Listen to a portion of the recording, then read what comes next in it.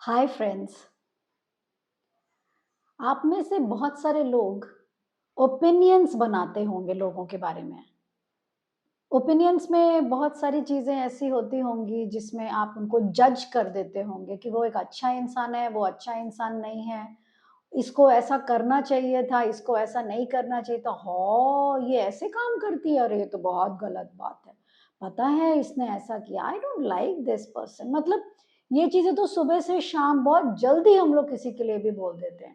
And I think 80 to 85% of the people, they are very judgmental.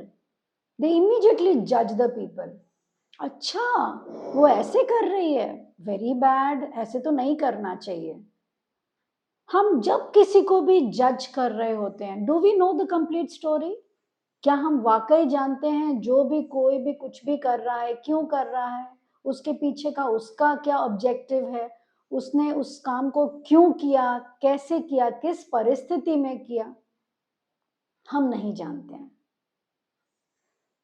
So my today's topic is, do not be judgmental.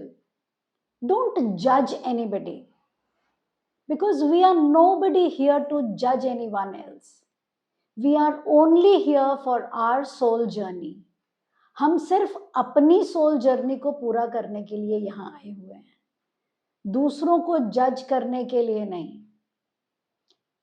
अगर हम कभी भी किसी को जज कर रहे हैं, किसी भी बात को लेकर के, तो याद रखिए जज हम तभी करते हैं जब हम ट्रिगर्ड होते हैं। फॉर एग्जाम्पल, अगर किसी ने किसी रिलेशनशिप में आकर घर से भागकर शादी कर ली, तो हम इमीडिएटली जज कर लेते हैं कि बड़ा खराब, उसकी परवरिश बहुत खराब रही होगी, उसने माँ बाप की इज्जत बिल्कुल दांव पे लगा दिया, वो एक अच्छी लड़की नहीं रही होगी, वो तो आवारा किस्म की रही होगी। हु आर वी टू जज एनीवन?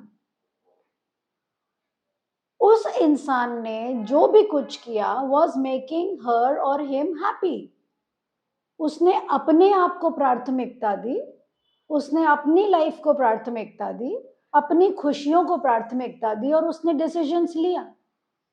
हाँ, उसके pros and cons and consequences सहने की जो एबिलिटी है वो भी उसी इंसान में होनी चाहिए।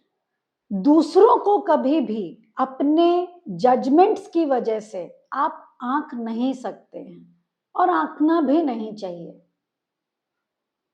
देखिए, आपके बारे में अगर कोई जजमेंट दे रहा है, अगर आप कोई काम करना चाह रहे हैं, आप घर से भागकर बाहर आ गए, आप शहर आ गए, आपको पसंद नहीं आया वो प्रोफेशन जो आपके माता पिता चाहते थे कि आप उस कोर्स को करें, आपने बोला नहीं मुझे नहीं करना, मुझे ये कोर्स करना ही नहीं है। आप दूसरे कोर्स के लिए आ गए। आप कभी आपने सोचा कि आप बहुत अच्छी सिंगर बनना चाहती हैं, आपने पढ़ाई छोड़ दी। तो बहुत सारे लोग आस पड़ोस में, आपके रिलेटिव्स, आपके पेरेंट्स, उनके फ्रेंड्स आएंगे बोलने, अरे लड़की क्या कर रही है, अरे आपका बेटा क्या कर रहा है। Let them say whatever they wish to. उनके जजमेंट से आपका जो एम है, पहली बात तो कि वो डाइवर्ट नहीं होना चाहिए, क्योंकि जब आप कोई एम बना रहे हैं तो उसमें आपको ही क्लैरिटी होनी होगी, आपको ही दृढ़ होना होगा। हम ना तो जजमेंट देंगे, ना किसी का जजमेंट लेंगे। देना भी गलत है, एक्सेप्ट करना भी रॉन्ग है। जब हमारे पास हक ही नहीं है कि हम किसी को कोई जजमेंट दे सकें, क्योंकि हमें ये पता है कि भाई उसकी सोल जर्नी है, वो जो भी कुछ कर रहा है उसके पीछे उसके अपने पर्पसेस होंगे। हम कौन होते हैं देने वाले? अगर आप देना छोड़ देंगे, 100% समझ लीजिए कि आप में रोकने की एबिलिटी आ गई, आप लेना भी बंद कर देंगे। कोई अगर आपको आपके जॉब की जगह पर बोलता है कि you are not able to complete this, आपको टारगेट दिया गया था, आपने कंप्लीट नहीं किया, you are not good for it, you are not fit for this post, आप तुरंत डिप्रेशन में आ जाते हैं। अरे भाई, बॉस ने आज बोला है I am not fit for this post, क्या करूं मैं, समझ नहीं आ रहा। Why are you accepting? ये जजमेंट आपके बॉस ने आपके लिए दिया कि you are not fit for the post, ये उनका ओपिनियन है आपके लिए, आपका ओपिनियन अपने लिए तो नहीं है ना।